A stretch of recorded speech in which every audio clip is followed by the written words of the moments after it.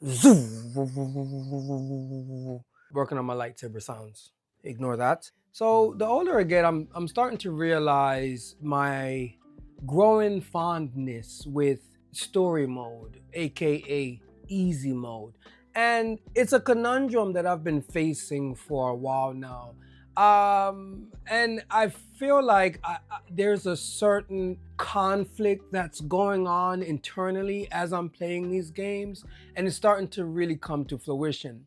I feel like the character that you play is not tailored to the difficulty you're playing on. Let me explain in this video. So I play a lot of games, and currently I'm playing Star Wars Jedi Survivors. And at first I had the difficulty on Jedi Grandmaster. And then I thought to myself, man, Kyle Kestis feels like a Padawan. He feels like someone who has never touched a lightsaber. He doesn't feel badass because I'm getting whopped by bull birds. You know, those birds that charge at you? Yeah, I was getting one-shotted by those guys, and it didn't feel nice. So I decided to take down the difficulty. And to my amusement, I felt a little stronger until I started going up against dumbass robots that were shooting me with rockets. And yeah, and I would use the force to repel the rocket back, but I still felt very fragile and baby-like because once that rocket hit me, it was over. So, so I decided to try something, you know, that I've been trying out lately. I took it down to story mode, and I felt like a badass Jedi. No more bull birds bucking at me.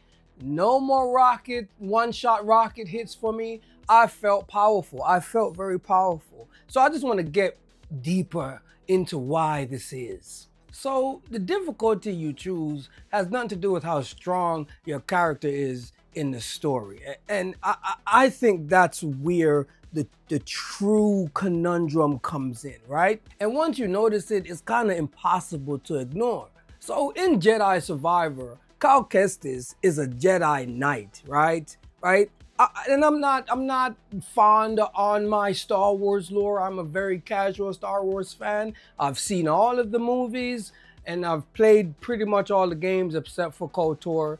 I know I'm waiting for the remake, you know, whenever that is. I might be 80 by the time that drops. Cal Kestis is a Jedi Knight, correct? He survived Order 66, built his own lightsaber, which I'm actually really addicted to modifying in Star Wars Survivor, and he appears to have really good control of the Force. Lore-wise, I would say he's powerful, correct, my Star Wars people? But the moment you bump the game up to Jedi Grandmaster, suddenly he's struggling to block 2 scout troopers. He gets one-shotted by the weakest of the weakest. And on top of that, they always talk a lot of trash to you, right? So it makes it feel even worse. Your force pushes and pulls don't feel as impactful. And that lightsaber doesn't feel like a lightsaber. It feels like a beam of light rather than an actual laser. My theory when it comes to this in game design, I'm not a game designer developer, is that most developers, they ramp up the health of the enemy, right? And the amount of damage that enemy does. I feel like that's where the true problem lies. So instead of having like an added layer of intelligence you have to deal with, most games, they just beef up the enemy stats. Another one of my favorite games, Final Fantasy VII Remake or Rebirth, right? So Cloud, as we know, has a Buster Sword. You can probably see him right behind me on the shelf if you can even see the shelf, but he has this big ass Buster Sword. So obviously this guy is strong. He's an enhanced soldier, so, you know, he can move weight. Now, there's a very big disconnect when you play on hard mode versus the regular mode versus story mode. In hard mode, it's almost as if you're not Cloud anymore, but some other character cosplaying as Cloud. I feel like because The danger is more imminent. Spells feel like they take an eternity to come out. Limit breaks don't really hit as hard. And we know how Cloud does with Braver and the Omni Slash, one of my favorite moves. And fights drag on, again, because they're beefing up these enemies, right? That is a stark contrast to what we get over on the comfortable, nice, comforting, easy slash story mode that a lot of us gamers play on but don't want to admit, right? In story mode, aka easy mode, Cloud feels like a soldier. He feels like someone who is one-shotting most creatures, right? Like, it always felt weird to me that this guy is capable of taking down Sephiroth, one of the most heinous villains to ever be created. But yet, in hard mode, Cloud will get washed by the weakest of wildlife. Really bugs me. And another example, right? One of my favorites, again, God of War, the mighty Kratos. Yes, Kratos has inspired me so much that it actually got my ass back into the gym, got me lifting heavy ass weights again, because I just wanted to be half, not even half, a percentage as powerful as this guy is. This is the God of War. He kills titans, he kills gods, monsters, all kind of things, you name it. In fact, now that I think about it, in the very first God of War, the very first god you take down is literally the God of War, Ares, right? Till this day, that's still so epic. So lore-wise, this guy is one of the strongest characters ever written. Let's think back to God of War 3. Yes, very powerful. Now, the real god of the game, the difficulty setting, dictates Kratos' powers, right? It's not really the lore, it's what setting you're playing on.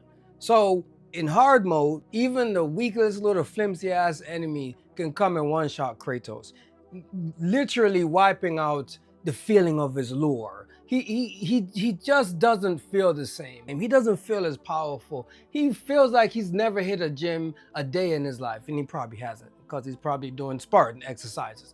Especially the new God of Wars, when I play those on hard and Atreus is back there shooting arrows and I'm getting one-shotted, it's very embarrassing to me. Like, I have kids, and that situation reminds me, or not reminds me, because I've never gotten my ass kicked in front of my kids before, but if I did, that's what it would remind me of. It was very hard to stay on that difficult mode, right? The God of War that's supposed to be feared is getting whopped by simple bandits or whatever those grunts are called. When you change the difficulty in a game, I don't think it's necessarily just the enemies, as I mentioned previously, right? But I feel like maybe there's some other things, and maybe it's depending on the game. Maybe it's the fact that nowadays the enemies are getting a little bit more aggressive, right? You definitely take more damage, I feel like. And I feel like in some cases, enemies actually react faster. I think they're harder to parry. So the amount of room you have to mess up, because as we know, the older we get, those reflexes kind of wane. So all of that creates the illusion that us as the player got weaker.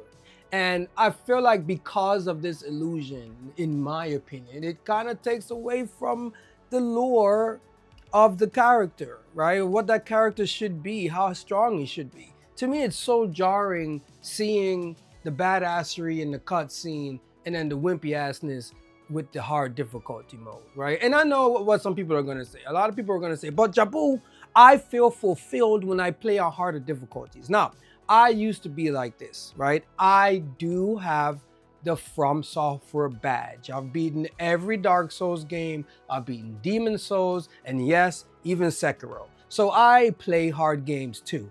But at the age of 41, I think I'm starting to develop the fondness to just chill and play the game, right?